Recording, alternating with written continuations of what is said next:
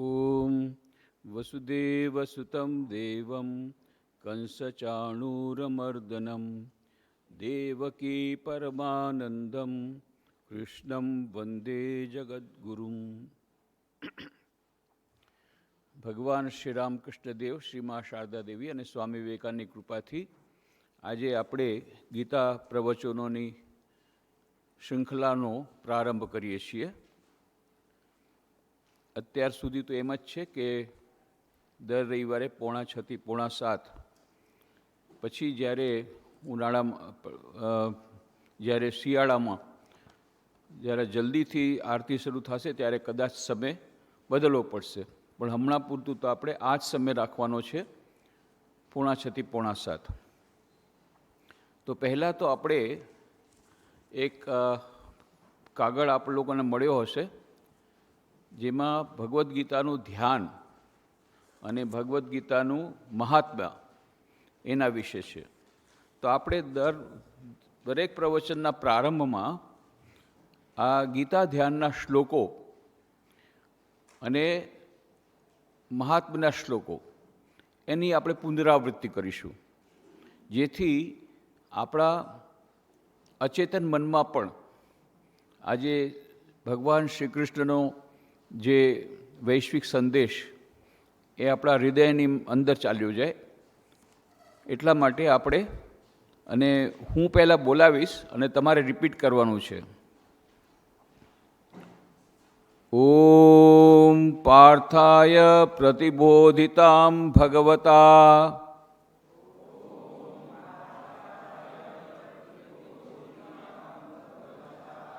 નારાયણેન સ્વયં વ્યાસેન ગ્રથિતામ પુરાણમુનિના મધ્યે મહાભારતમ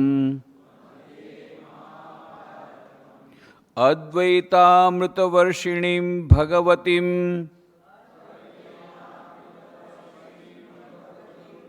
અષ્ટાદશાધ્યાયિનીમ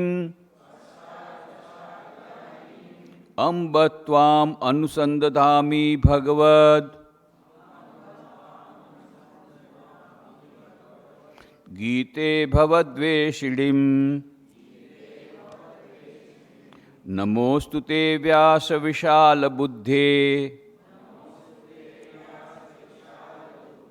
ફુલ્લારવિંદાયત પત્ર નેત્ર येन त्वया भारततैलपूर्णः प्रज्वालितो ज्ञानमयः प्रदीपः प्रपन्नपारिजाताय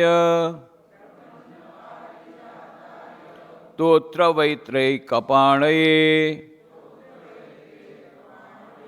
ज्ञानमुद्राय कृष्णाय गीतामृतदुहे नमः.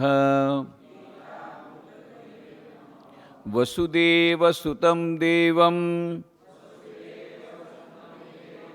कंसचाणूरमर्दनं देवकी परमानन्दं कृष्णं वन्दे जगद्गुरुं. भीष्मद्रोणतटा जयद्रथजला गान्धारनीलोत्पला शल्यग्राहवती कृपेण वहनी कर्णेन वेलाकुला अश्वत्थामविकर्णघोरमकरा दुर्योधनावर्तिनी सोत्तीर्णा खलु पाण्डवैरणनदी कैवर्तकः केशवः पाराशर्यवच सरोजममलम्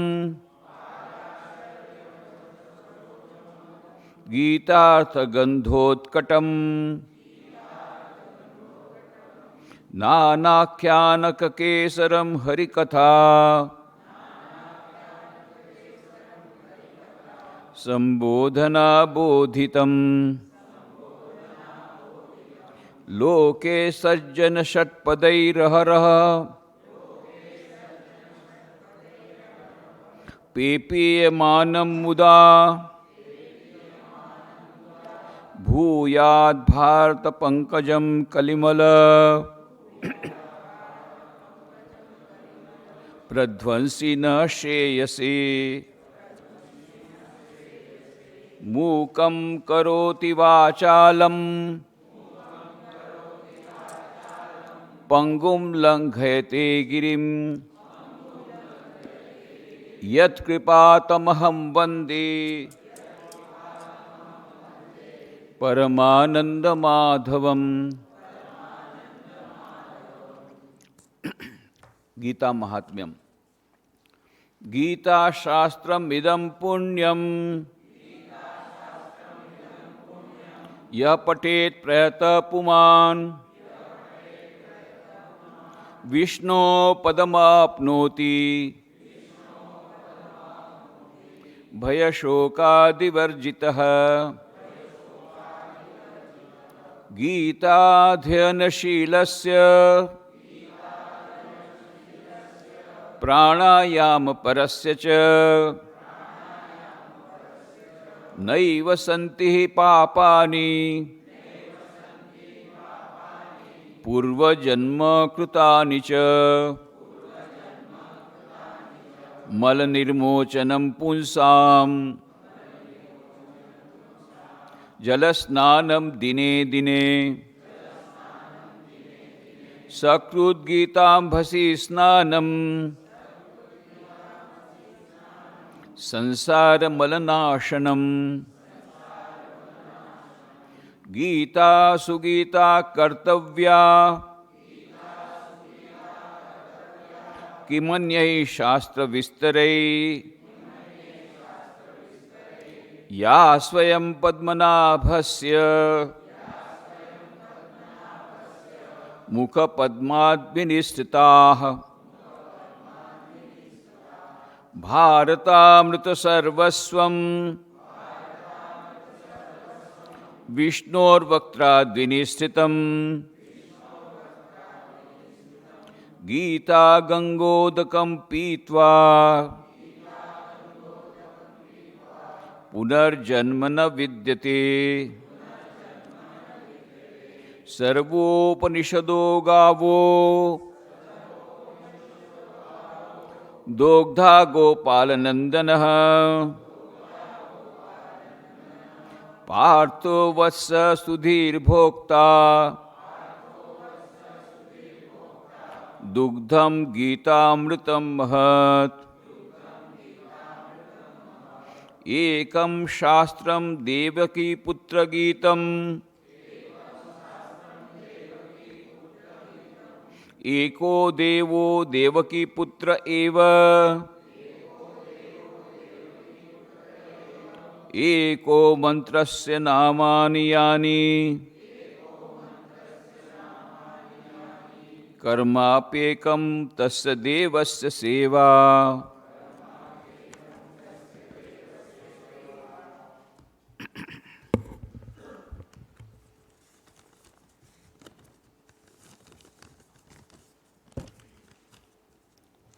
હવે આપણે આજે હમણાં શ્લોકની આવૃત્તિ કરી તેનો અર્થ જાણવાનો પ્રયત્ન કરીશું, કારણ કે આપણને અર્થ એનો ખબર હશે તો જ દર વખતે આપણે આવૃત્તિ કરવાનો એનો અર્થ સમજવાથી વધારે સારી રીતે આપણે આવૃત્તિ પણ કરી શકીશું. અને આવૃત્તિ શા માટે કરીએ છીએ, શા માટે દર અઠવાડિયે આપણે આવૃત્તિ કરવાના છીએ એની સમજણ પણ આપણને પડશે. કારણ કે જ્યાં સુધી એની આવૃત્તિ નહીં કરીએ ત્યાં સુધી શ્રીમદ ભગવદ્ ગીતા પ્રત્યે, એમના સંદેશ પ્રત્યે, ભગવાન શ્રી કૃષ્ણ પ્રત્યે આપણી આસ્થા, આપણી શ્રદ્ધા, આપણી ભક્તિ વધશે નહીં. અને ત્યાં સુધી આપણે ભગવદ્ ગીતાનો મહાન સંદેશ સમજી પણ નહીં શકીએ હૃદયગમ પણ નહીં કરી શકીએ અને એને કાર્યમાં પરિણત પણ નહીં કરી શકીએ. તો પહેલો શ્લોક છે ભગવદ્ ગીતાનો. આ ગીતા ધ્યાનના જે 9 શ્લોકો છે, આપણને ખબર નથી એની રચના કોણે કરી. કોઈ કહે છે શ્રીધર સ્વામીએ કરી. શ્રીધર સ્વામી આજથી લગભગ 400 વર્ષ પહેલાં થઈ ગયા, જેમણે શ્રીમદ ભાગવતની પણ ટીકા કરી હતી, શ્રીધર સ્વામી, અને એમણે ગીતા પર પણ ટીકા કરી હતી. તો કોઈ કહે છે એમણે જ આ શ્લોકો એમાં નાખ્યા છે, મૂળ ગીતામાં તો આ શ્લોકો નથી. કોઈ કહે છે મધુસૂદન સરસ્વતી નાખેલા છે. જે પણ હોય, પણ એ બહુ સુંદર શ્લોકો છે અને એને કારણે આપણી ભગવદ્ ગીતા વિશેની થોડી ઘણી બધી ધારણાઓ સ્પષ્ટ થઈ જાય છે. ઓમ પાર્થાય પ્રતિબોધિતામ ભગવતા નારાયણેન સ્વયં વ્યાસેન ગ્રથિતામ પુરાણમુનિના મધ્ય મહાભારતમ અદ્વૈતામૃત વર્ષિણીમ ભગવતીમ અષ્ટાદશાધ્યાયિનીમ અંબત્વામનુસંધામી ભગવદ્ ગીતે ભવદ્વેષિણીમ. કહેવાનો અર્થ છે, ઓમ, હે ભગવદ્ ગીતા, જેના વડે ભગવાન નારાયણે જાતે પાર્થને પ્રબોધ્યો હતો, પ્રાચીન મુનિ વ્યાસે જેને મહાભારતમાંથી ગૂંથી લીધી છે, પુનર્જન્મનો નાશ કરનારી છે, અદ્વૈતનું અમૃત વરસાવનારી છે અને 18 અધ્યાયની હે ભગવદ્ ગીતા, હે અંબા, હું નિત્ય તારું ધ્યાન ધરું છું. કેટલો સુંદર શ્લોક છે. હે ભગવદ્ ગીતા, હું તારું ધ્યાન ધરું છું. ભગવદ્ ગીતાને પણ એક દેવી સ્વરૂપ આપવામાં આવ્યું.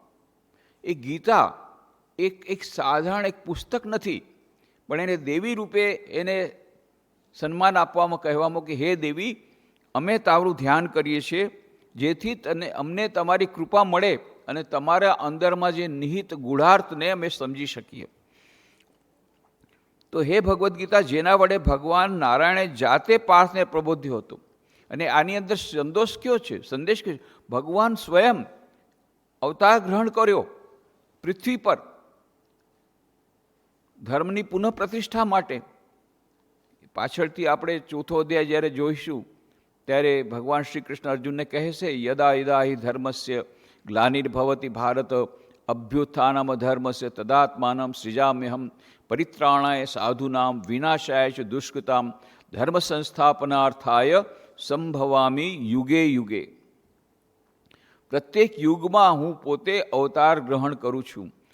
જે નિર્ગુણ નિરાકાર પરબ્રહ્મ પરમાત્મા અજન્મા છે, જે અસીમ છે, અનંત છે, એ સીમિત રૂપ ધારણ કરે છે અને માનવ લોકમાં આવીને મનુષ્ય રૂપ ધારણ કરે છે.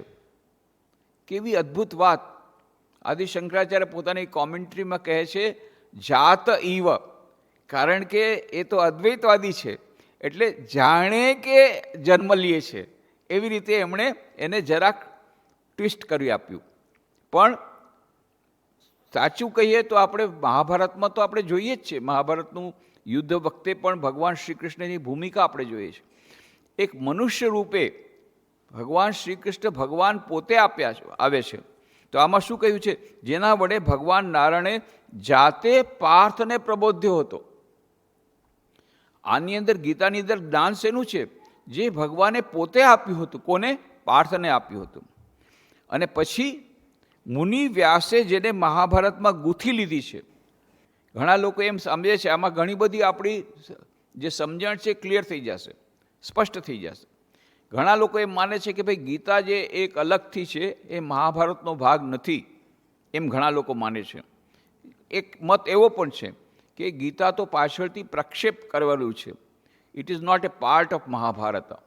પણ અહીંયા સાફ લખ્યું છે મહાભારતમાં ગૂંથી લીધી છે મુનિ વ્યાસે, પોતે એને મહાભારતમાં ગૂંથી લીધી છે. અને આપણે મહાભારતની જો ભાષા જોઈએ અને મહાભારત અને ગીતાની જે ભાષા જોઈએ એમાં આપણને અંતર લાગતું નથી. અને એટલા માટે વિભિન્ન કારણોસર એની અત્યારે વિશેષ ચર્ચામાં આપણે નથી જતા. એના પર વિશિષ્ટ ઘણી બધી ચર્ચાઓ થઈ છે, વાદવિવાદ થયા છે. પણ અહીંયા આપણે સ્પષ્ટ જોઈએ છે કે જેમાં કહ્યું છે કે મહાભારતનો આ એક ભાગ છે, ગીતા મહાભારતનો હિસ્સો છે.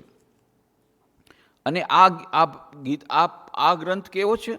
આ ગીતા કેવી છે? પુનર્જન્મનો નાશ કરનારી છે. પુનર્જન્મનો નાશ કરનારી છે. અદ્વૈતનું અમૃત વરસાવનારી છે, અદ્વૈતનું અમૃત વરસાવનારી. તો કહેવાનો અર્થ છે કે અદ્વૈત જ્ઞાન જે કેટલું બધું કઠિન છે એને અત્યંત સરળ ભાષામાં અહીંયા મૂકવામાં આવે છે. અદ્વૈતનું અમૃત આપણને આ ગીતાના માધ્યમથી મળે છે. અને પુનર્જન્મનો નાશ કરનારી, વિચાર કરો, પુનર્જન્મનો નાશ કરનારી. પુનર્જન્મનો નાશ કરવો કેટલો કઠિન છે, કેટલો કઠિન. કારણ કે આપણા કર્મોના પ્રમાણે આપણે જન્મ તો ગ્રહણ કરવો જ પડે છે. આપણે ચાહીએ કે ન ચાહીએ, આપણા કર્મ પ્રમાણે આપણે જન્મ ગ્રહણ કરવો પડશે. પાછળથી કહે છે દ્વિતીય અધ્યાયમાં ભગવાન શ્રી કૃષ્ણ, જાતશ્રી ધ્રુવ મૃત્યુ ધ્રુવમ જન્મ મૃત્યસ્ય છે તસ્માદ પરિહારેથી નત્વમ શોચિતું મરસી. જેનો જન્મ થયો છે એનું મૃત્યુ નિશ્ચિત છે, અને જે મૃત્યુ પામે છે એનો જન્મ નિશ્ચિત છે. એને કોઈ મીનમેક કરી શકે નહીં. થોડાક લોકો અત્યંત જૂજ 0.001% કે જેમણે આ આત્મજ્ઞાન પ્રાપ્ત કરી લીધું છે, જેમણે પોતે આ બ્રહ્મજ્ઞાન થઈ ગયું છે, એ લોકો જ આ ચક્કર, આવાગમનના ચક્કરમાંથી છૂટી શકે છે. બાકી બધાએ આ પુનરપી જન્મમ પુનરપી મરણમ પુનરપી જનની જઠરે શયનમ ઈય સંસારે બહુ દુસ્તારે કૃપયા પાહો પાહી મુરારે ભજ ગોવિંદમ ભજ ગોવિંદમ. આદિ શંકરાચાર્યનો બહુ સુંદર સ્તોત્ર છે, ચરપટ પંજરિકા સ્તોત્ર. એમાં કહે છે પુનરપી જન્મમ પુનરપી મરણમ પુનરપી જનની જઠરે શયનમ ઈય સંસારે બહુ દુસ્તારે કૃપયા પાહો પાહી મુરારે ભજ ગોવિંદમ ભજ ગોવિંદમ. તો કહે છે કે આ દરેકે દરેક મનુષ્યનું આ વસ્તુ છે, આ દરેકે દરેક મનુષ્યને આમાંથી જવું પડે છે. પુનરપી જન્મમ પુનરપી મરણમ. જન્મ થાય છે, વળી થોડા વર્ષ પછી મૃત્યુ પામે છે, વળી મૃત્યુ થાય પછી પાછો જન્મ થાય છે. કેવી રીતે જન્મ, ક્યાં થાય છે જન્મ, કેવી રીતે થાય છે? તો એમાં પછી બે પ્રકારના ભેદ છે. કેટલાક લોકો કહે છે એકવાર ઉત્ક્રાંતિ પામ્યા પછી લો ઓફ ઇવોલ્યુશન પ્રમાણે 84 લાખ યોનિ પાર કર્યા પછી છેલ્લે મનુષ્ય યોનિને, જેને સર્વશ્રેષ્ઠ યોનિ કહેવામાં આવે છે, મળે છે. અને એક મનુષ્ય યોનિમાં એક ચાન્સ એવો મળે છે કે જ્યારે તમે આવાગમનના ચક્રમાંથી છૂટી શકો. બાકી કોઈ યોનિમાં બધી ભોગ યોનિ છે. એક જ પુરુષાર્થ યોનિ છે જેને મનુષ્ય યોનિ. મનુષ્ય યોનિમાં જ્યારે કોઈ આવે ત્યારે એની પાસે વિવેક બુદ્ધિ નામનું અસ્ત્ર છે. એ વિવેક બુદ્ધિનો ઉપયોગ કરી અને એ આ આવાગમનના ચક્કરમાંથી એ ચાહે તો છૂટી શકે છે, તો ચાહે તો છૂટી શકે છે. તો પણ એ પ્રેરોગેટિવ કોની પાસે છે? માત્ર મનુષ્યોની પાસે છે. પણ એ પણ હોવા છતાં પણ મનુષ્યાણામ સહસ્રેષુ કશ્ચિત યતતિ સિદ્ધયે યતતામપી સિદ્ધાનામ કશ્ચિન્મામ વેતિ તત્વતઃ. ભગવાન શ્રી કૃષ્ણ પાછળથી કહેશે આપણને, હજારો હજારોમાંથી હું એકાદ મનુષ્ય જ આ ઈશ્વરને જાણવાનો પ્રયત્ન કરે છે, કે જ્ઞાન પ્રાપ્ત કરવાનો પ્રયત્ન કરે છે, અથવા પુનર્જન્મના ચક્કરમાંથી બચવાનો પ્રયત્ન કરે છે. બાકી બધા એકદમ અજ્ઞાનની જેમ બાકી પશુ છે એવ જ જીવે છે. મોટા ભાગના લોકો જે જીવી રહ્યા છે અત્યારે આખા વિશ્વમાં, એ કેવી રીતે જીવી રહ્યા છે? એમાં ને પશુના જીવનમાં કોઈ અંતર નથી, કોઈ અંતર નથી. આહાર નિદ્રા ભય મૈથુનચ્ચ સામાન્ય મેતત પશુભિ નરાણામ ધર્મો હિ તેષામ અધિકો વિશેષ ધર્મેણ હિના પશુભિ સમાના. 4 વસ્તુઓ છે એ કોમન છે મનુષ્યમાં અને પશુમાં. કઈ? આહાર, જાનવર પણ ખાય છે, મનુષ્ય પણ ખાય છે. નિદ્રા, એ પણ સૂવે છે, મનુષ્ય પણ સૂવે છે. ભય, એ પણ ભયભીત થાય છે. અને મૈથુન છે, એ પણ સંતાન ઉત્પન્ન કરે છે, આ પણ સંતાન. તો અંતર ક્યાં છે? અંતર છે ધર્મમાં. ધર્મ એક મનુષ્ય યોનિમાં જ્યારે કોઈ મનુષ્ય આવે છે ત્યારે ધર્મનું આચરણ કરી શકે છે. મનુષ્ય ભજન ગાઈ શકે છે. તમે કૂતરાને કહો ભાઈ થોડું ભજન સંભળાવો તો ભોં ભોં કરશે. ગધેડાને કહો હોંચી કરશે. એક મનુષ્ય જ ભજન ગાઈ શકશે, ભગવાનનું ધ્યાન કરી શકશે. આ આપણું સ્પેશિયલ અધિકાર છે આપણી પાસે. પણ આ અધિકારનો ઉપયોગ બહુ ઓછા લોકો કરે છે.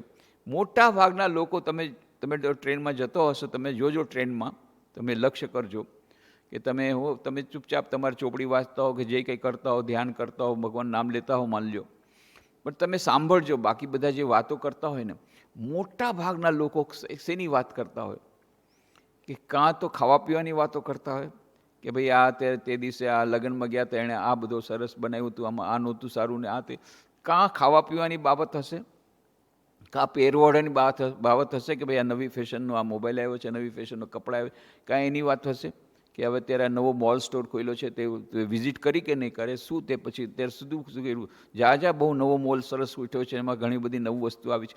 આ બધું માત્ર ભોગ્ય પદાર્થો માટે જ, આહાર, નિદ્રા, ભય, આ બધાને લઈને જ આખું ફલાણી કેમ પાછી આવીને આ કેમ ગયો ને લગ્ન કેમ આને તૂટી ગયા ને આનું કેવી રીતે ડિવોર્સ થયું, એ બધી વાતો જે છે એ આખી એ લોકોને તમે વાત જોશો, એમાં ક્યાંય ભગવાનનું નામ કોઈ ભૂલચૂકથી પણ નહીં આવે.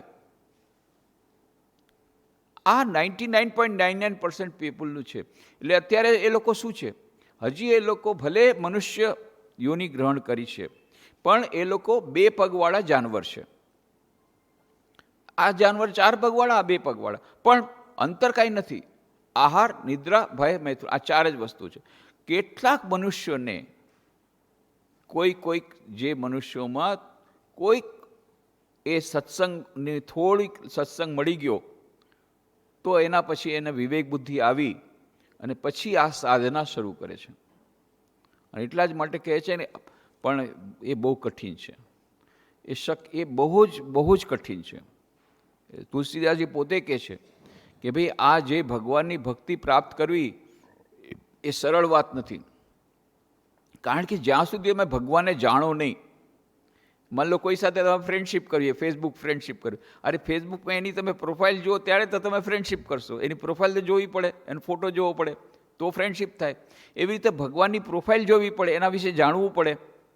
તો આપણે જ્યારે એના વિશે જાણીએ ત્યારે જ આપણે એના પ્રત્યે પ્રેમ જાગે. કોઈ પણ વ્યક્તિ પ્રત્યે આપણે પ્રેમ ક્યારે જાગે? જ્યારે આપણે વ્યક્તિને જોઈએ, એના વિશે જાણીએ. એવી રીતે ભગવાન વિશે જેટલું જાણશું તો જ આપણને પ્રેમ આવશે. તો કહે છે તુલસીદાસ, જ્ઞાન બિના ભક્તિ ન હોય. જ્ઞાન જ્યાં સુધી નહીં થાય ભક્તિ નહીં આવે. તો ભાઈ જ્ઞાન કેવી રીતે આવે? તો બિનું વૈરાગ્ય જ્ઞાન ના હોય, તો વૈરાગ્ય વગર જ્ઞાન નહીં આવે. એ તો ભલા ભાઈ પછી પતાવો તો વૈરાગ્ય કેવી રીતે આવે? બિનું વિવેક વૈરાગ્ય ન હોય, વિવેક વગર વૈરાગ્ય નહીં આવે. તો હવે વિવેક કેવી રીતે આવે? બિનું સત્સંગ વિવેક ન હોય, રામ કૃપા બિનું સુલભ ન સોઈ. છેવટે પાછું એ ચક્કરમાં આવી. બિનું સત્સંગ વગર કોઈ દિવસ વિવેક બુદ્ધિ આવશે નહીં. આ તો જ્યારે તમે સત્સંગમાં જાશો ને, આ બધું ઓહો 84 લાખ યોનિમાં તે મનુષ્યોની આપણને મળી છે, એ ક્યારે ખબર પડે? જ્યારે સત્સંગમાં જાઓ ત્યારે. પણ સત્સંગમાં જવા જ નહીં દે તમને. સંસારના લોકો સંસારમાં જવા જ નહીં દે. તમે બહાર નીકળતા છો, ભાઈ આ ગીતાનું લેક્ચર આજથી શરૂ થાય છે, હવે છોડને અત્યારે આપણે પેલા મહત્વનું આજ કરાવીએ તો આવતા અઠવાડિયે થશે, એમાં શું છે, પણ પહેલાં આ કામ કરો, ત્યારે જ ગેસ્ટ આવી જશે, ત્યારે જ ગેસ્ટ. તમે જોજો, સત્સંગમાં જવાની વાત આવે ને ત્યારે 1000 જાતના વ્યવધાન આવશે જ આવશે. આ નિયમ જ છે. એટલે તુલસીદાસ પોતે કે છે રામચરિત માનસ કે મોટા મોટા પહાડો આવે છે, જંગલ આવે છે. જંગલ એટલે મોટી મોટી સમસ્યાઓ આવે છે સત્સંગમાં જવા માટે. મોટા મોટા પહાડો આવે છે, એટલે આવી બધી બાધાઓ આવે છે. એ કાપીને તો તમે લોકો આજે એટલે બેઠા છો. આ નાની સૂની વાત નથી. અને માયા કોઈ દિવસ આવવા નહીં દે, કારણ કે માયાને પોતાના સકંજામાંથી કોઈને છોડવા નથી. પણ જો તમે ગમે એમ કરીને એકવાર સત્સંગમાં આવી ગયા, તાણે એને ખબર છે એકવાર સત્સંગ કરશે એટલે એને બધી ખબર પડી જશે. એટલે પછી ખબર પડશે તો પછી લાઈન આખું શરૂ થઈ જશે, પછી સાધના શરૂ કરી દેશે અને મારા ગ્રીપમાંથી ખતમ. પછી આ આવા જ ગમના ચક્કરમાંથી નીકળી જશે. એટલા માટે પહેલેથી જ મહામાયા આવવા જ નથી દેતી કોઈને. પણ ઈશ્વરની કૃપા થાય તો સત્સંગ થાય. જો આપણે બેઠા છીએ એ સમજવાનું કે ઈશ્વરની કૃપા થઈ છે એટલે આપણે બેઠા છીએ. બિનું સત્સંગ વિવેક ન હોય, ઓર રામ કૃપા બિનું સુલભ ન સોઈ. અને રામ કૃપા વગર થાય નહીં. તો જે કંઈ હોય આ આપણે માટે ખૂબ જ આપણે ભાગ્યશાળી છીએ, ખૂબ જ આપણા ઉપર ઈશ્વરની કૃપા છે કે આપણે સત્સંગમાં ત્યારે બેઠા છીએ. અને ત્યારે આપણને ખબર પડે છે, ઓહો 84 લાખ યોનિમાંથી માત્ર મનુષ્ય યોનિમાં જ ઈશ્વરની પ્રાપ્તિ થઈ શકે. અને એ મનુષ્યની આપણને પ્રાપ્ત થઈ ગઈ છે. આપણે મનુષ્યોનીમાં જ છીએ, એમાં તો કોઈ ડાઉટ નથી કે આપણે મનુષ્યોનીમાં છીએ. આપણે મનુષ્યોનીમાં છીએ, આપણને મળી ગઈ છે મનુષ્યોની. 84 લાખમાંથી એક જ યોની છે જે મનુષ્યોની, જેમાં આપણને ઈશ્વરની પ્રાપ્તિ થઈ શકે, જેમાં આપણો જન્મસિદ્ધ અધિકાર છે ઈશ્વર પ્રાપ્તિ કરવી અને સચ્ચિદાનંદની પ્રાપ્તિ કરવી, અનંત સુખ, અનંત જ્ઞાન, અનંત આનંદ પ્રાપ્તિ કરવી અને મુક્તિ પ્રાપ્ત કરવી. આ જેલખાનું છે, સંસારરૂપી જેલ, એમાંથી હંમેશા માટે છૂટી જવું. જન્મટીપની સજા બધાને મળેલી છે, બધા સંસારની અંદર જ છે. ફક્ત કેટલાક લોકો જ એમાંથી મુક્તિ પામે છે, જે લોકોએ આ જ્ઞાન પ્રાપ્તિ કરી. તો કેટલી મોટી વાત છે આ! તો આપણા શાસ્ત્રોએ કહ્યું 84 લાખ યોની, પણ આધુનિક પણ કહે છે કોણે આ બધી વસ્તુ કોણ કહે? 84 લાખ યોની. મોડર્ન સાયન્સ શું કહે છે? મોડર્ન સાયન્સ કહે છે નહીં, 84 લાખ યોની નથી, 125 લાખ યોનીઓ છે મોડર્ન સાયન્સ પ્રમાણે અત્યારે. હવે વિચાર કરો, કેટલા હજારો વર્ષ પહેલાં આપણા શાસ્ત્રોએ 84 લાખ યોની કીધી. આજે મોડર્ન સાયન્સ આટલી પ્રગતિ કરી, ત્યારે માઇક્રોસ્કોપ નહોતો, ક્લોનિંગ પણ નહોતું થતું, કાંઈ નહીં, અને ત્યારે એ લોકોએ 84 લાખ યોની કીધી. તો વધારે અંતર નથી. પણ મોડર્ન સાયન્સ પણ કહે છે, જો આ બે વસ્તુ બંને મળી ગઈ. શાસ્ત્રો શું કહે છે આપણા? 84 લાખ યોનીમાંથી માત્ર મનુષ્ય યોનીમાં જ ઈશ્વર પ્રાપ્તિ થઈ શકે, આધ્યાત્મિક જ્ઞાન પ્રાપ્ત થઈ શકે, મુક્તિ પ્રાપ્ત થઈ શકે. અને મોડર્ન સાયન્સ શું કહે છે? 84 લાખ યોની નથી, 125 લાખ યોની છે. પણ 125 લાખ યોનીઓમાંથી માત્ર મનુષ્ય યોનીને જ સ્પિરિચ્યુઅલ ઇન્ટેલિજન્સ મળી શકે છે. એને સ્પિરિચ્યુઅલ ઇન્ટેલિજન્સ એની પાસે છે, બીજા કોઈ પાસે નથી. બીજી કોઈ યોની પાસે એસક્યુ નથી. આઈક્યુ, ઇક્યુ અને એસક્યુ. આઈક્યુ ઇન્ટેલિજન્સ કોશન્ટ બધી યોનિઓ પાસે છે, ભલે ઓછી માત્રામાં હશે, ભલે ગધેડામાં ઓછી હશે, પણ છે તો ખરી, થોડીક તો છે, થોડીક ઇન્ટેલિજન્સ છે. એવું નથી કે સાવ નથી. એક માણસ ગધેડા સાથે જતો હતો, એને ગધેડાના માથા ઉપર એમણે મીઠું નાખ્યું હતું, અને એમાં એવું થયું કે વરસાદ જોર પાયો તો વચમાં નાનકડી નાલી જેવું હતું, નાનકડી નદી જેવું થઈ ગયું. એટલે એમાંથી એ જતો તો ગધેડો, એમાં એનો પગ લપસી ગયો. પગ લપસી તો પડી ગયો તો આ મીઠાની કોથળી હતી તો પાણીમાં પડી ગઈ. પાણીમાં પડી ગઈ તો મીઠું તો ઓગળી ગયું. હવે જ્યારે ગધેડો ઊભો થયો, જોઈએ આ ભાર બહુ ઓછો થઈ ગયો. હવે જો ગધેડાને પણ આઈક્યુ છે, એટલે બીજે દિવસે શું કર્યું?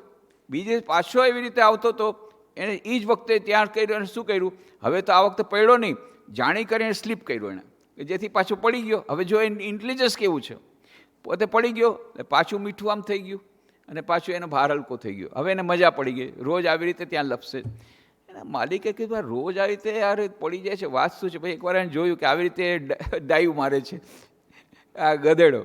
એટલે પછી એણે કીધું, બેટમજી, તું એમ સમજે છે તું મારા કરતાં વધારે બુદ્ધિમાન છે, તું યાદ રાખજે, તું ગધેડો છે અને હું માણસ છું. એટલે બીજે દિવસે પછી એણે શું કર્યું? બહુ રૂ ભર્યું અને રૂનો ગાસડો એને બાંધી દીધો.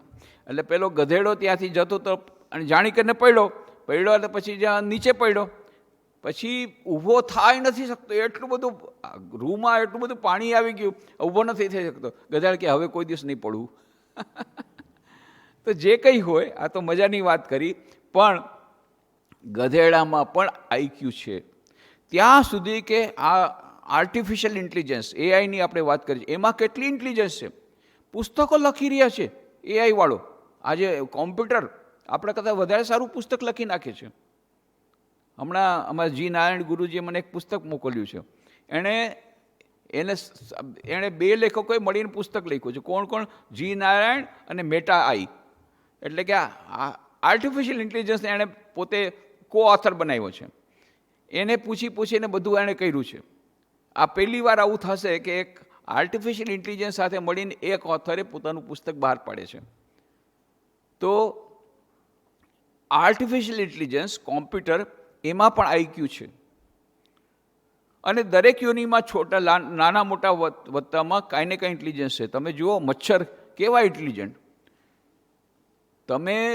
હજી તો તમે ગમે એમ કરો, તમે પોતે એને બધા રાહ જોતા હોય, જ્યાં તમે મચ્છરદાની ઊંચી કે અંદર જાઓ, ભેગા અંદર વહી જશે. કેટલા ઇન્ટેલિજન્ટ છે તમે જો, તમે એની સાથે તમે પાર નહીં પાડી શકો. એ ગમે એમ ઘૂસી જશે. માખી, મચ્છર, આ બધાનું ઇન્ટેલિજન્સ તમે જુઓ. તો આઈક્યુ બધામાં છે. EQ, emotional quotient, emotional intelligence. આ ડેનિયલ ગોલમેરે 1991માં ખોજ કરી છે, શોધ કરી છે modern science. Emotional quotient, EQ. EQ બધી યોનિમાં નથી, કેટલીક યોનિઓમાં છે. જેમ કે ગાયમાં છે, એવી ઘણી બધી યોનિઓમાં છે. અમારે અદ્વૈત આશ્રમ છે માયાવતી, બધું જાણતા હશો. સ્વામી વિવેકાનંદ પોતે જ્યારે સ્વિટ્ઝરલેન્ડ ગયા હતા, ત્યાં આલ્પ્સ પર્વતમાં લઈ ગયા હતા એમને, કેપ્ટન સિવિયર અને મિસિસ સિવિયર. ત્યારે સ્વામીજીની તબિયત સારી નહોતી એટલે એને લઈ ગયા હતા ત્યાં. તો ત્યાં આલ્પ્સ પર્વત છે. આલ્પ્સ પર્વતની હાઇટ ઓછી છે, હિમાલય કરતાં ઘણી નાની, પણ સફેદ આખો ધવલ, એટલે બધો બરફથી ઢંકાયેલો હંમેશા, હિમાલયની જેમ. તો આલ્પ્સ પર્વત જોઈને એમને હિમાલયની યાદ આવી ગઈ. એટલે એમણે કેપ્ટન સિવિયરને કીધું, મારું સપનું એવું છે કે હિમાલયમાં એક જગ્યાએ એક જમીન ખંડ લેવાનો, આખો પહાડ આપણો હોવો જોઈએ, અને ત્યાં હિમાલય બરફથી આચ્છાદિત બધા એ બધા બરફનો પહાડ હશે, અને એની અંદર આપણો નાનકડો આશ્રમ હશે, અને એમાં માત્ર અદ્વૈતનું જ, એ અદ્વૈત જે વેદાંતનું જ ત્યાં એમાં બધાએ સાધના કરશે, એવી મારી સાધના. કેપ્ટન સિવિયર એ બ્રિટિશ કેપ્ટન હતા, રિટાયર્ડ. એમણે બસ આ લઈ લીધું. પછી ભારત આવ્યા અને એમણે શોધી કરીને આ પિથોરાગઢની પાસે, હવે ચંપાવત ડિસ્ટ્રિક્ટ થઈ ગયું, પહેલાં પિથોરાગઢ ડિસ્ટ્રિક્ટ હતું. તો એ ત્યાં ઉત્તરાખંડમાં છે. ત્યાં જમીનના સી લેવલથી 6500 ફીટ ઉપર છે. એ માયાવતી નામની જગ્યા છે, અને ત્યાં એમણે અદ્વૈત આશ્રમની સ્થાપના કરી કેપ્ટન સિવિયરે. ને સ્વામી વિવેકાનંદ પોતે ત્યાં 15 દિવસ રહ્યા હતા 1901માં. તો એ હંમેશા બરફથી 6 મહિના બરફથી આચ્છાદિત રહે છે, અને ત્યાં જવું હોય તો ફક્ત 2 મહિના છે, 15 માર્ચથી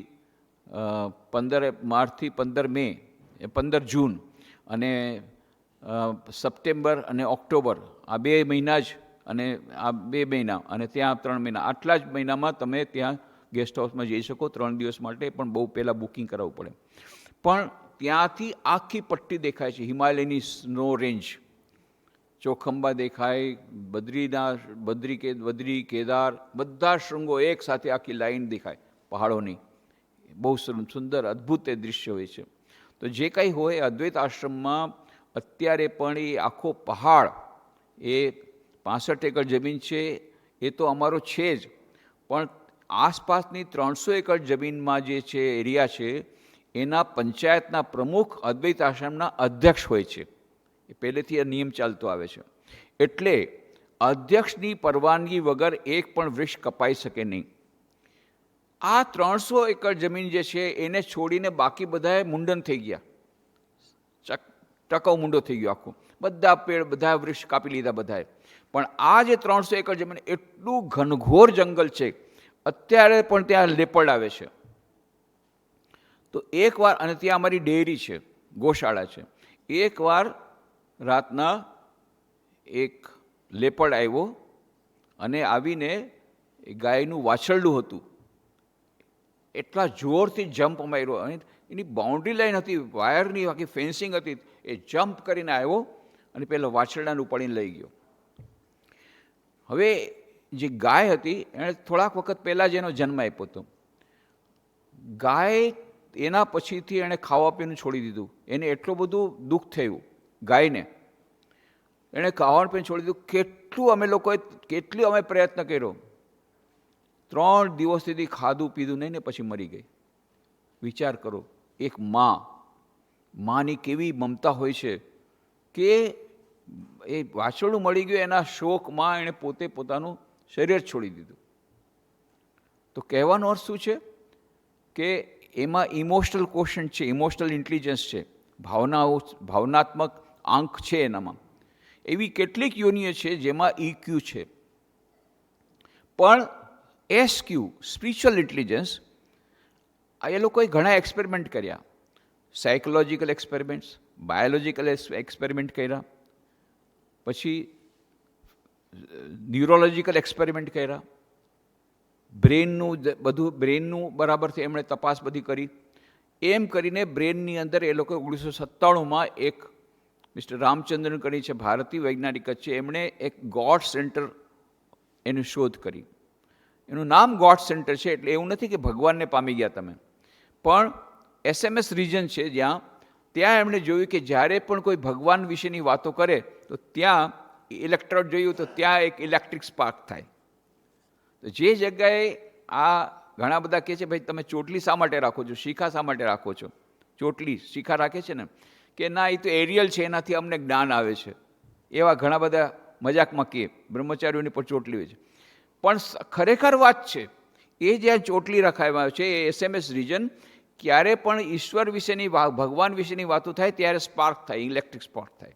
આ લોકોએ ઇલેક્ટ્રિક ઇન્સ્ટ્રુમેન્ટથી આ લોકો જોયું એટલે નામ આપ્યું ગોડ સ્પાર્ક. તો આવી રીતે neurological findings, biological findings, psychological findings, આ બધી રીતે એમણે જોયું. સાયકોલોજીકલી, ફિઝિયોલોજીકલી, સાયકોલોજીકલી, ન્યુરોલોજીકલી, એવી બધી રીતે એમણે જોયું કે એક SQ નામની વસ્તુ છે, સ્પિરિચ્યુઅલ ઇન્ટેલિજન્સ, દરેક મનુષ્યમાં છે અને માત્ર મનુષ્ય યોનિમાં જ છે, બીજી કોઈ યોનિમાં હજુ સુધી એ લોકોને SQ પ્રાપ્ત થયું નથી. તો હવે જુઓ, આપણા શાસ્ત્ર શું કહેતા હતા કે 84 લાખ યોનિમાંથી માત્ર મનુષ્ય યોનિને જ આધ્યાત્મિક જ્ઞાન પ્રાપ્ત થઈ શકે. આત્મા બધામાં છે, પણ આત્માનું જ્ઞાન મેળવવાની જે કેપેસિટી, એની જે યોગ્યતા માત્ર મનુષ્યોની છે. મનુષ્ય અને પશુમાં આ અંતર છે. મનુષ્ય અને પશુમાં અંતર શું છે? બહુ સરસ એક પુસ્તક છે, ટેલહર્ડી શાર્ડે. ટેલહર્ડી શાર્ડે એક મહાન વૈજ્ઞાનિક થઈ ગયા, બોટેનિસ્ટ હતા, ક્રિશ્ચિયન ફાધર હતા. તો કારણ કે એમના પુસ્તકો એ બાઇબલના ફાઇન્ડિંગથી જરા જુદા હતા, કારણ કે એ તો સાયન્ટિસ્ટ હતા, એટલે એમની જે ફાઇન્ડિંગ હતી એ બાઇબલમાં કહ્યા પ્રમાણેની નહોતી, એટલે એમના પુસ્તકોને પ્રકાશિત કરવા દેવામાં નહોતા આવ્યા. But posthumously this books were published. એમના મરી ગયા પછી એ પુસ્તકો પ્રકાશિત થયા છે. એમાંનું એક પુસ્તકનું નામ છે the phenomena of man. The phenomena of man, Teilhard Chardin એ પુસ્તકમાં લખે છે વોટ ઇઝ, એક બહુ સરસ પ્રશ્ન પ્રસ્થાપિત કરે છે. What is the difference between a man and animal? મનુષ્ય અને પશુ વચ્ચેનું અંતર શું છે? તો કોઈકે કહ્યું ઇન્ટેલિજન્સ. મનુષ્ય બુદ્ધિમાન છે, મનુષ્યમાં બુદ્ધિ હોય છે અને જાનવરોમાં નથી હોતી. ત્યારે એમણે કહ્યું નોટ નેસેસરીલી સો. ઉદાહરણ કે ભાઈ તમારા ઘરમાં તમે રસોડામાં દૂધ રાખ્યું હતું રાતના, બીજી દિવસે સવારે જોયું કે બિલાડી આવી અને દૂધ ચોરીને લઈ ગઈ. એટલે બીજે દિવસે તમે શું કર્યું? દૂધને રસોડામાં ન રાખ્યું, જુદી જગ્યાએ તમે છુપાવીને રાખ્યું. બીજે દિવસે જોયું બિલાડી ત્યાં પણ આવીને દૂધને લઈ ગઈ. તો કોણ વધારે ઇન્ટેલિજન્ટ છે? તો એનામાં પણ ઇન્ટેલિજન્ટ તો છે, બિલાડીમાં ઇન્ટેલિજન્ટ છે. What is the difference between man and animal? બહુ સુંદર વાત કરી ટેલહર્ડી શાર્ડે. The difference is, while a man knows what he knows, an animal does not know what it knows. મનુષ્ય જાણે છે કે હું શું જાણું છું, પશુ જાણતો નથી કે હું શું જાણું છું. આ ડિફરન્સ છે. મનુષ્ય એ જાણે છે કે મારે દૂધની ચોરી કેવી રીતે કરવી, અને એ પણ જાણે છે કે મનુષ્ય આ દૂધની ચોરી કરવી સારી છે કે ખરાબ, અને આ ચોરી કરવાનું જ્ઞાન મારે લેવું જોઈએ કે ન લેવું જોઈએ, અને એ ચોરી કરવાથી શું શું ફાયદા થશે, શું નુકસાન થશે, આ બધું કેલ્ક્યુલેશન કરવાની જે બુદ્ધિ એ ફક્ત મનુષ્ય પાસે છે, જેને નામ વિવેક બુદ્ધિ કહે છે. બિલાડી એ તો જાણે છે કેવી રીતે ચોરી કરવી, પણ આ ચોરી કરવી સારું કે પાપ કે પુણ્ય, અને ચોરી કરવાનું જ્ઞાન સારું કે ખરાબ, એ વિચારવાની વિવેક શક્તિ બિલાડીમાં નથી. એટલે બુદ્ધિ નહીં પણ વિવેક બુદ્ધિ. That is the difference between man and animal. A man knows what he knows, an animal does not know what it knows.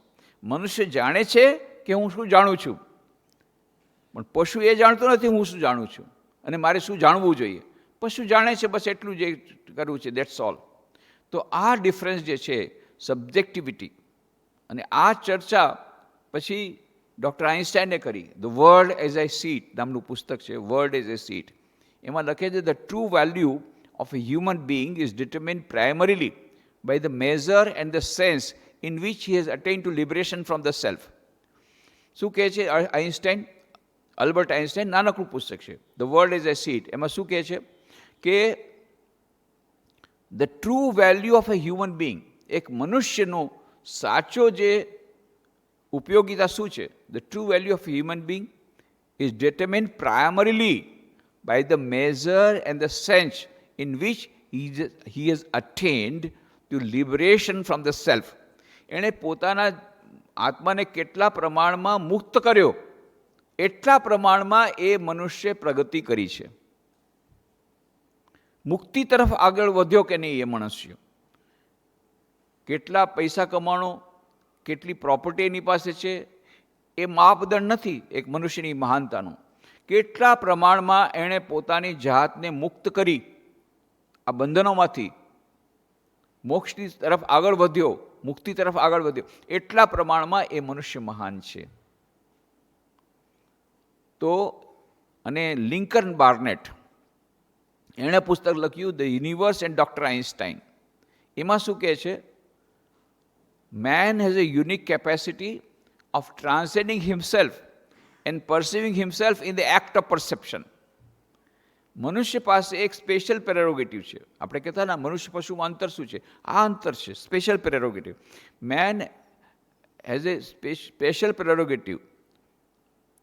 એક મનુષ્ય પાસે જ આ એક કેપેસિટી, આ યોગ્યતા છે કે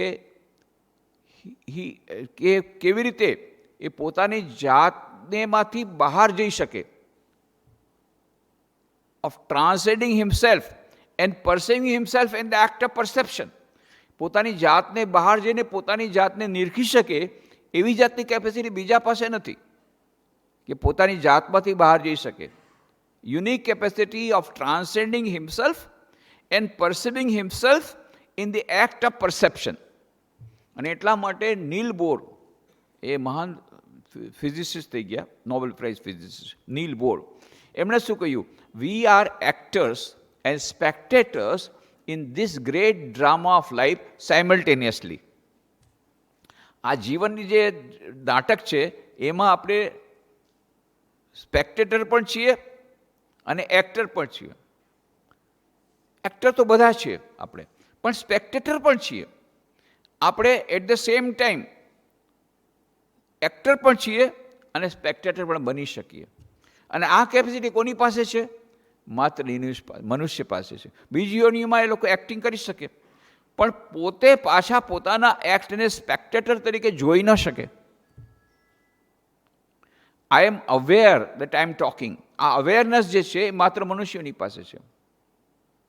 હું તમારી સાથે વાતો કરી રહ્યો છું, તમે મારી વાતો સાંભળી રહ્યા છો. તમે વાતો સાંભળી રહ્યા છો ત્યારે એ તમે જાણો છો કે તમે વાતો સાંભળી રહ્યા છો, એ પણ તમને અવેરનેસ છે. અને વાતો સાંભળવી કે નહીં એ પણ તમને અવેરનેસ છે કે ભાઈ હવે બહુ થઈ ગયું, 5:45 આવે છે, જલ્દીથી ક્યારે પૂરું થશે. આ બધી વાતો પણ તમે સાથે સાથે વિચારી રહ્યા છો. બંને સાથે છે. વાતો પણ સાંભળો છો, સાથે સાથે હું વાતો સાંભળું છું અને વાતો સાંભળવી જોઈએ કે નહીં ને એ બધી વાતો પણ સાથે સાથે વિચારો છો. આ કેપેસિટી માત્ર મનુષ્યોની પાસે છે, બીજું કોઈ યોની પાસે નથી. Man has a special prerogative, unique capacity of transcending himself and perceiving himself in the act of perception. And Niels Bohr કહે છે we are actors and spectators in this great drama of life simultaneously. Bhim અને દુર્યોધન બંને વચ્ચેનું યુદ્ધ થાય છે. હવે બંને સ્ટેજ પર આવી ગયા. હવે ભીમ છે એટલા જોરથી દુર્યોધનને મારે છે કે દુર્યોધન ત્યાં મરી જાય છે. આ છે સ્ટેજમાં જાય. હવે જ્યારે ભીમ દુર્યોધન સાથે લડાઈ કરી રહ્યો છે ત્યારે ભીમ જાણે છે કે હું ભીમ છું અને દુર્યોધન છે એને મારે મારી નાખવો છે સ્ટેજમાં, જેથી બધા તાળી પાડે કે ભાઈ દુર્યોધન મરી ગયું. એટ ધ સેમ ટાઈમ સાથે એને એ પણ ખબર છે મારું સાચું નામ રમેશ છે, એનું સાચું નામ દિનેશ છે, બંને 5 મિનિટ પછી ગ્રીન રૂમમાં એક સાથે કોફી પીવાના છીએ. એ ભૂલતો નથી પાછો. એ પણ એને યાદ છે કે ભાઈ ભલે હું અત્યારે ભીમ છું, ભીમનો ડ્રેસ મેં પહેર્યો છે અને એણે દુર્યોધન ડ્રેસ પહેર્યો છે, પણ આપણે બંને ફ્રેન્ડ છીએ અને એને એવી રીતે મારવો છે કે જેને વધારે ન લાગે.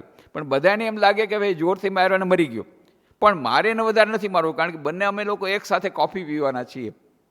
હવે આવી જે કેપેસિટી એ માત્ર મનુષ્યની પાસે છે, એ બીજી કોઈ યોની પાસે એવી નથી કે પોતે વિચારી પણ શકે કે હું આવી રીતે ચોરી કરું છું, કે મારે આ જ્ઞાન લેવું જોઈએ કે નહીં, આ જ્ઞાન લેવાથી શું ફાયદો થશે, આટલું બધું વિચારવાનું મનુષ્યોની પાસે જ છે, બીજી કોઈની પાસે નથી. એટલા માટે આ મનુષ્યોની એક સર્વશ્રેષ્ઠ યોની શા માટે કહેવામાં આવી? કારણ કે એની પાસે આ વિવેક બુદ્ધિ છે. આ વિવેક બુદ્ધિ કોઈનામાં નથી, અને એટલા માટે જે મનુષ્યમાં જેટલા પ્રમાણમાં વિવેક બુદ્ધિ વધારે, એટલા પ્રમાણમાં એ ઉન્નત મનુષ્ય કહેવાય છે.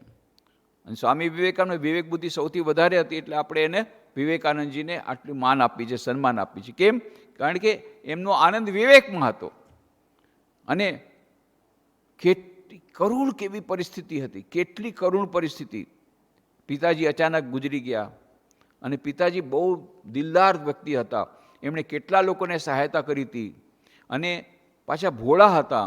એમના પાર્ટનરે એની પાછળથી એમની પાસેથી ઘણા બધા રૂપિયા એઠવી લીધા, એની સાથે છેતરપિંડી કરી હતી. અને એમના જે કાકા હતા, એટલે કે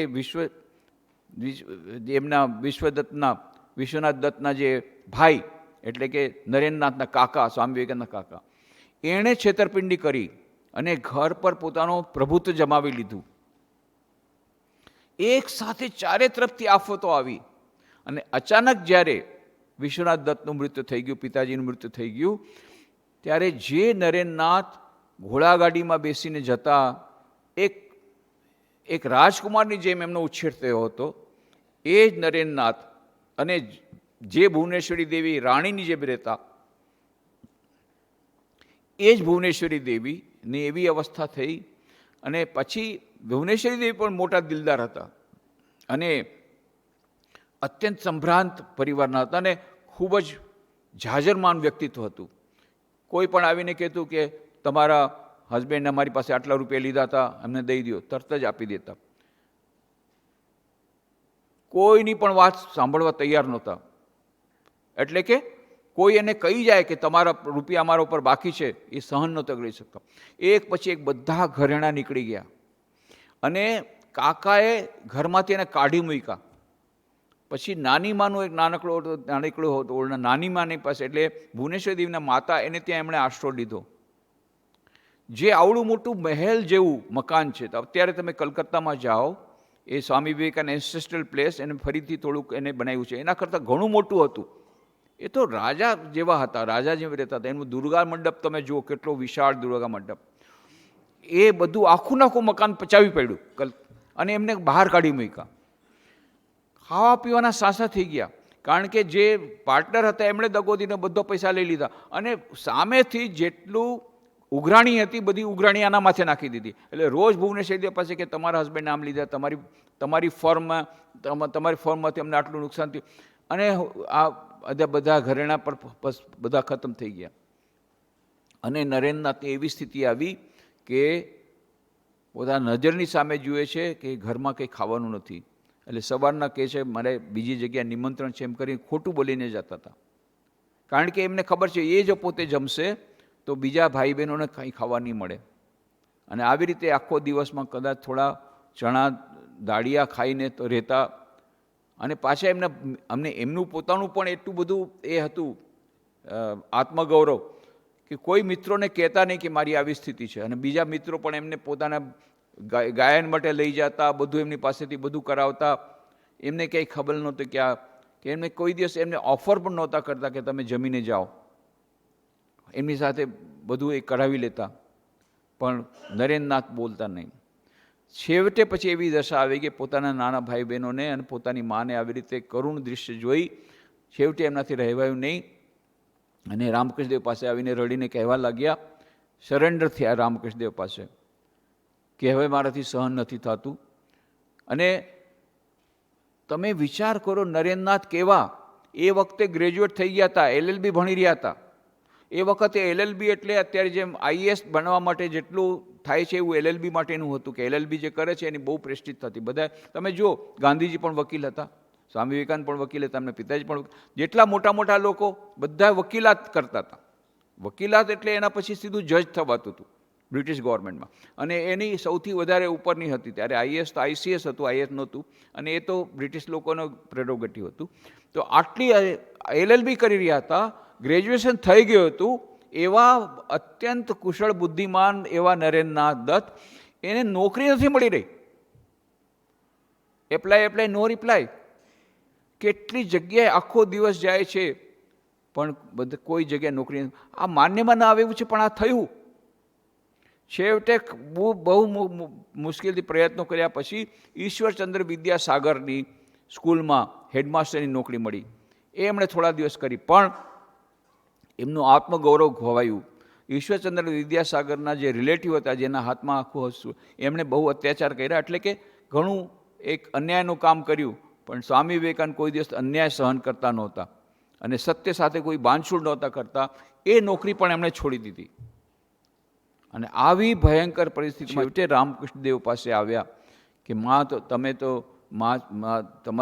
તો દિવસ રાત મા સાથે વાતચીત કરો છો, તમારી માને કહો ને કે અમારી આ આર્થિક સ્થિતિ થોડી ઠીક થઈ જાય, બહુ જ હાલત ખરાબ છે, ખાવા પીવાનું નથી, મારાથી આ જોવાતું નથી, મારા ભાઈ બહેનો ભૂખથી મરી રહ્યા છે, તો કાંઈક કરો. રામકૃષ્ણદેવ કહે, જો બેટા, તને તો ખબર છે, મેં આજ સુધી મા કાળી પાસે ભક્તિ સિવાય કાંઈ માગ્યું નથી. હજી સુધી મેં કોઈ માગ્યું નથી. હું બસ નિષ્કામ ભક્તિ જ માગું છું મા પાસે. એ મારાથી તો, મારા મોઢામાંથી કોઈ દિવસ નીકળશે નહીં. પણ મારી માં શું કે મારી માં છે, એ તો બધાયની માં છે, તારી પણ માં છે. તું કેમ નથી જાતો? જા, હું તને કહું છું, આજે તું જા. આજે મંગળવારનો દિવસ છે, અમાસ છે, આજે વિશેષ દિવસ છે, માનો વિશેષ આવિર્ભાવ થાય છે. તું જા મંદિરમાં અને માને તું કે મા તારી પ્રાર્થના સાંભળશે, તારી બધી પ્રાર્થના પૂરી થઈ જશે. જા. નરેન્દ્રનાથને મા કાળીમાં વિશ્વાસ નહોતો. એ તો ઠેકડી ઉડાડતા રામકૃષ્ણદેવની, કારણ કે બ્રહ્મ સમાજના સદસ્ય હતા. અને બ્રહ્મ સમાજમાં જ્યારે બ્રહ્મ સમાજનું કોઈ સદસ્ય થવું હોય તો રિટર્નમાં ડિક્લેરેશન આવવું પડતું, હું કોઈ પણ મૂર્તિને, પથ્થરની મૂર્તિને કોઈ દિવસ શિર નમાવીશ નહીં, એવું ડિક્લેરેશન આપે રિટર્નમાં, પછી જ એને બ્રહ્મ સમાજની સદસ્યતા મળતી. અને બ્રહ્મ સમાજની સદસ્યતા એટલે પ્રેસ્ટીજ ઇસ્યુ ત્યારે, કે ભાઈ બ્રહ્મ સમાજના સદસ્ય છે, વાહ. એક મોડર્ન યુથ માટે બ્રહ્મ સમાજના સમાજ એટલે પ્રેસ્ટીજ ઇસ્યુ હતો. સ્વામી બ્રહ્માનંદજી પણ હતા, પણ એ તો પછી પાછળથી ઠાકુર પાસે જવા માંડ્યા અને પછી મંદિરમાં પણ જવા માંડ્યા. પછી સ્વામી વિવેકાનંદ એકવાર જોઈ ગયા, એ રાખાલ, તું બ્રહ્મ સમાજનો મેમ્બર થઈને પાછો મંદિરમાં જાય છે, પ્રણામ કરે છે, વૈઢા. એટલે રામ કહી દે, જવા દે બેટા, ને તું છોડી દે. એને બિચારાને જાય છે ઈચ્છા, તું છોડી દે, તું ન જતો ને, પણ એને છાડી દે, એને છોડી દે, એને વધારે સતાવતો નહીં, એને જવા દે. એમ કરીને રામકૃષ્ણદેવને બચાવ્યા રાખાલને. પણ આવી રીતે ત્યારના જમાનામાં મૂર્તિ પૂજા ઉપર તો એટલું બધું હતું, મૂર્તિ પૂજાના વિરુદ્ધમાં, કે ફસાવી દીધું હતું બ્રિટિશ ગવર્મેન્ટે એજ્યુકેશન સિસ્ટમ દ્વારા, લોર્ડ મેકાલે, કે જેટલું આપણી આ સેંકડો વર્ષોની ગુલામી આપણને થઈ છે ને આપણો દેશ અત્યારે ગરીબ છે ને આટલો બધો પડી ગયો તો ત્યારની વાત છે. આનું એકમાત્ર કારણ છે આ મૂર્તિ પૂજા, કે આપણે પથ્થરની પૂજા જ્યારથી શરૂ કરી ત્યારથી આપણું પતન શરૂ થયું છે. માત્ર મૂર્તિ પૂજાને વિદાય કરો, આ બ્રહ્મ સમાજનો એક આહવાન હતું ત્યારના યુવાનોને, અને યુવાનો બધા આવીને ડિક્લેરેશન આપતા હતા. એવા યુવાન બ્રહ્મ સમાજના સદસ્ય એવા નરેન્દ્રનાથ રામકૃષ્ણદેવના એની ખેકડી ઉડાડતા, પથ્થરની પાસે જઈને તમે શું પ્રાર્થના કરો છો. પણ એ જ છેવટે એવી ચક્કર ઘુમાયું મા જગદંબાએ, છેવટે રામકૃષ્ણદેવ પાસે જવું પડ્યું કે તમે થોડુંક માને કહો. અને ત્યારે રામકૃષ્ણદેવ કહે છે, બેટા મારાથી તો એવું નહીં થાય, તું જા. પણ સ્વામી વિવેકાનંદને મા ઉપર વિશ્વાસ નહોતો, પણ રામકૃષ્ણદેવ પર વિશ્વાસ હતો કે કોઈ દિવસ એ જૂઠું નથી બોલતા. એટલે બહુ આશંકાથી અને સાથે સાથે આશાથી તમે ગયા. મા જગદંબા, મા ભવતારિણી, મા કાલીનું મંદિર છે દક્ષિણેશ્વરમાં, એ મંદિરમાં ગયા. અને જઈને ત્યાં જુએ છે શું, ત્યાં મૂર્તિ દેખાડી નહીં, સાક્ષાત જગદંબા, અત્યંત જ્યોતિર્મય સ્વરૂપ અને અદ્ભુત એ સ્વરૂપ. અને એ પ્રકાશમાં એટલા બધા લીન થઈ ગયા અને અભિભૂત થઈ ગયા. અને મા મા મા કહેવા માંડી ગયા, મા મને જ્ઞાન આપો, મને ભક્તિ આપો, વિવેક આપો, વૈરાગ્ય આપો, મને બીજું કાંઈ નથી જોતું. એમ કરી અને થોડીક વાર પછી રહ્યા અને પછી પાછા આવ્યા. રામ કીધું કે બસ મેં દર્શન આપ્યા કે હા, અદ્ભુત દર્શન, અદ્ભુત દર્શન. તો તારે જે માગવાનું તું માગી લીધું, પૈસા માગવાના હતા માગી લીધા? એ તો કે હું ભૂલી ગયો. અરે ગયો તો શેના માટે? જા ફરી જા.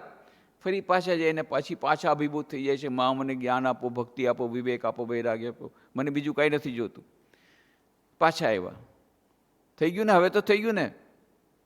અરે હું પાછું ભૂલી ગયો. અરે મેં સાંભળ્યું તો હોશિયાર વિદ્યાર્થી છો, તારું બધું યાદ રહે છે, અને આટલી વાત યાદ નહીં થાય. જા ફરીથી જા.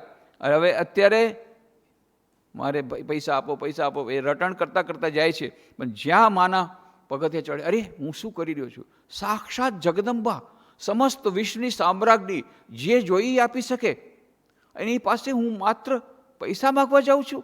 છી. આ તો રામકૃષ્ણ કહેતા હતા કે એક રાજા ખુશ થઈ ગયો ખેડૂત પર. માગી લે, તારે જે માગવું એ માગી લે. તો ખેડૂતે પછી કીધું, જી હજુર, આપ એટલા બધા મારા પર ખુશ છો તો 10 રીંગણા આપી દો. અરે બેવકૂફના સરદાર, 10 રીંગણા, 10 રીંગણા, અરે તે 10 રીંગણા તો તને કોઈ પણ આપી દે. રાજા પાસે 10 તને ગામડા આપી દે. 10 રીંગણા જવા રાજા પાસે ગયો? કે હું કેવો મૂર્ખ છું પેલા ખેડૂત જેવો, કે હું આ પૈસા માગવા જાઉં છું? સાક્ષાત જગદંબા, માં મને બીજું નથી જોતું કાંઈ, મને જ્ઞાન આપો, ભક્તિ આપો, વિવેક આપો, વૈરાગ્ય આપો. અને ફરી પાછા આવ્યા. હવે તો થઈ ગયું ને કે તમે આથી શું ચક્કર ચલાવો છો? મારી બુદ્ધિ આખી ભ્રષ્ટ થઈ જાય છે. હવે હું નથી જવાનો, તમારે જ કંઈ કરવું પડશે. પગ પકડી લીધા સ્વામી વિવેકાનંદે. પછી રામકૃષ્ણદેવ સમાધિ અવસ્થામાં ચાલ્યા ગયા.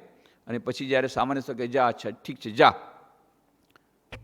તારા પરિવારના લોકોને જાડા ભાત અને જાડા કાપડ એનો અભાવ નહીં રહે, હું તને આશ્વાસન આપું છું. એ આશ્વાસન મળ્યા પછી સ્વામી વિવેકાનંદે સંન્યાસ દીક્ષા લીધી. ત્યાં સુધી એમણે ગ્રહ ત્યાગ ન કર્યો. કારણ કે મારા ઘરવાળા પોતે આવી રીતે ભૂખે મરતા હોય ને હું જગતના કલ્યાણ માટે સંન્યાસ લઉં, એ બરાબર નહીં. પણ જ્યારે આવી રીતે આશ્વાસન મળ્યું તો આ બધી વ્યવસ્થા કરી અને પછી થોડાક વખત હજી રહ્યા, કોર્ટનો કેસ ને બધું પતાવ્યો, મકાન પાછું મેળવું, આવું બધું કરી અને પછી એમણે સંન્યાસ લીધો. જે કંઈ હોય. તો કહેવાનો અર્થ શું છે? સ્વામી વિવેકાનંદે આવી કઠોર પરિસ્થિતિમાં પણ વિવેક માગ્યો, એટલા માટે વિવેકાનંદ બન્યા. આજે આપણે એને શા માટે પૂજીએ છીએ? જો ત્યારે પૈસા માગત તો કેટલા પૈસા આપી દે જગદંબા. પણ આજે શું આપણે એને યાદ કરત સ્વામી વિવેકાનંદને? નહીં. આપણે યાદ કરીએ એટલા માટે કારણ એમણે વિવેક માગ્યો. તો આપણી અસલ મૂડી છે વિવેક. બિનુ સત્સંગ વિવેક ન હોઈ, રામ કૃપા બિનુ સુલભ ન સોઈ. તો સત્સંગ આપણને મળ્યો છે અને સત્સંગથી આપણને વિવેક બુદ્ધિ પ્રાપ્ત થશે. વિવેક બુદ્ધિથી આપણને ખબર પડશે પુનર્જન્મનો નાશ કરનારી આ ભગવદ્ ગીતા છે કે અદ્વૈતામૃત વર્ષિણી ભગવદ્ ગીતા અષ્ટાધ્યાયીની, અને કેવી છે કે પુનર્જન્મનો નાશ કરનારી છે અને આપણને મોક્ષ અપાવવાવાળી છે. આવી અદ્વૈતામૃત વર્ષિણી ભગવતીમ અષ્ટાદશાધ્યાયીની એવી આ ગીતા, એનો આપણે અધ્યયન કરવાનું છે. તો ગીતાના અધ્યયનથી શું થશે? આ ભગવદ્ ગીતામાં જે જ્ઞાન આપેલું છે એનાથી આપણે આ જન્મનું જે ચક્કર છે એમાંથી આપણે મુક્તિ પ્રાપ્ત કરશું, વિવેક બુદ્ધિ પ્રાપ્ત કરશું. વિવેક બુદ્ધિને કારણે આપણે આ સાધના વિશે સમજીશું અને જ્ઞાન પ્રાપ્ત કરીશું ને આવી રીતે આવાગમનના ચક્કરમાંથી આપણે મુક્ત થઈશું. તો આવી રીતે આપણે આજે પહેલો શ્લોકની, આપણે ગીતા ધ્યાનના શ્લોકની આપણે થોડી વાત કરી અને પછી આવતા રવિવારે એના પછીની આગળની વાતો આપણે કરીશું. આજે આપણે અહીંયા જ વિરમીએ.